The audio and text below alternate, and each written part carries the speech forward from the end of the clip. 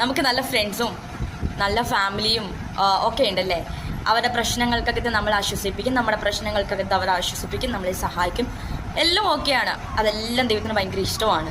പക്ഷേ ഒരു കാര്യം നിങ്ങൾ ചിന്തിക്കാറുണ്ടോ?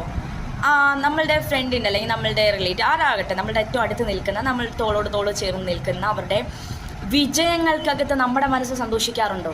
അതോ അവർ വിജയിക്കുന്ന സമയത്ത് അവർ സന്തോഷിക്കുന്നതോടൊപ്പം നമുക്ക് സന്തോഷിക്കാൻ കഴിയുന്നുണ്ടോ? അതോ മനസ്സിനകത്ത് എവിടെയോ ഒരു വേദന വരാറുണ്ടോ? എനിക്കങ്ങനെ സംഭവിച്ചില്ലല്ലോ, എനിക്കങ്ങനെ കിട്ടിയില്ലല്ലോ, അവർക്ക് മാത്രം കിട്ടിയില്ലോ എന്ന് പറഞ്ഞിട്ടൊരു വേദന എവിടെയെങ്കിലും വരാറുണ്ടോ? ഇന്നു മുതൽ അത് മാറ്റി വെക്കണം കേട്ടോ. അത് ദൈവഹിതമല്ല. ആ ചിന്ത ഒരിക്കലും ദൈവഹിതമല്ല. നമുക്ക് അവരോടൊപ്പം സന്തോഷിക്കാൻ, കാരണം അവരുടെ വിജയത്തിനകത്ത് അവരോടൊപ്പം സന്തോഷിക്കുന്നവരായി നമ്മൾ മാറണം. അവർ ഏറ്റവും ഉയർത്തപ്പെടണമെന്നും ആഗ്രഹിക്കുന്ന ഒരു അനുഭവം എൻ്റെ ലൈഫിനകത്തുണ്ടാകണം. സുവിശേഷങ്ങൾക്കകത്ത് ഇങ്ങനെ പറയുന്നു, നിൻ്റെ കൂട്ടുകാരനെ നിന്നെ പോലെ തന്നെ സ്നേഹിക്കണമെന്ന് യേശു പഠിപ്പിക്കുന്നുണ്ട്. ദൈവം എല്ലാവരെയും അനുഗ്രഹിക്കട്ടെ. May God bless you.